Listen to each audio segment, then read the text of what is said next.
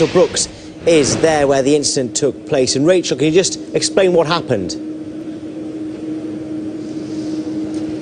Well, Tom, yes, it was on Fernando Alonso's 21st lap of the morning that the accident took place, and he was coming around through the first part of the circuit, the first sector of the circuit through turn 3, and it was the inside wall at turn 4 where he made contact with it. And from some photos we've seen, it's the right rear of the car that's taken the impact as it's gone into the wall there on the inside of turn 4, but the rest of the car is pretty intact. Now, he was taken out of the car by the marshals and the ambulance at the scene, and the course doctor went out and put onto a stretcher, which was then brought to the medical centre here and then put into the air ambulance at the medical centre about sort of 20 minutes after he arrived. Now, he was on a stretcher and there would have been a backboard used, but that's precautionary in these situations because inside the cars is a monitoring device that the FIA insists isn't fitted to all Formula One cars, and those monitor how much impact the driver goes through when a crash happens, and if it exceeds a set limit, then it's mandatory that they go to hospital for checks and for scans, and that's what's happened in this incident. So I've spoken to the team boss Eric Boulier, and he tells me that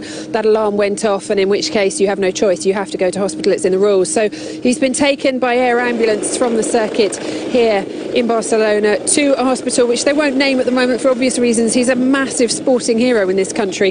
We've been stopped throughout this paddock by fans asking, is he okay, is Alonso okay, and he's a massive hero to them all, so they don't want it besieged by fans. But the car's been brought back to the garage behind us here, and the team are working away on it, and I've been told it'll run this afternoon. Jenson Button was due to be in it for the afternoon session anyway. He will get into that McLaren and take it around this circuit once more.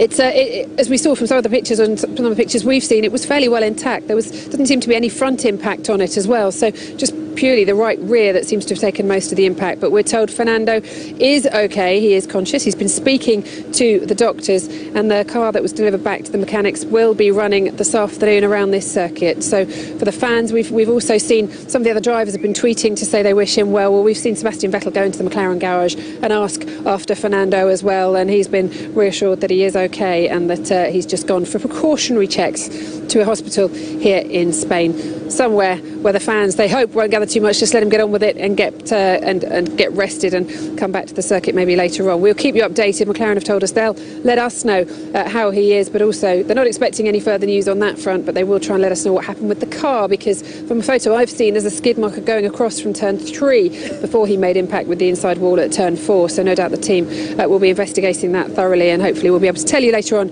exactly what happened.